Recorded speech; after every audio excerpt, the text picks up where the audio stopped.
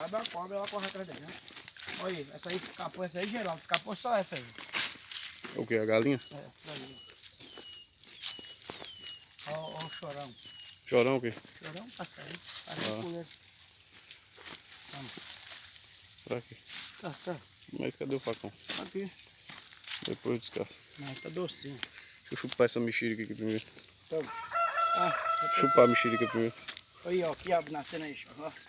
Quiabo, genipapo, olha o quiabo aí. Aí. Aí não dá pra carne mesmo, né? Não tem. Só dá quando tiver grande. Parece que ali encheu, né? Hã? Parece que lá encheu o rio. Encheu mais. Eu vou botar uma tela. Cara, quer coisa de nós vamos botar uma tela agora. Não, foi. As cordas assim com a tesoura, olha.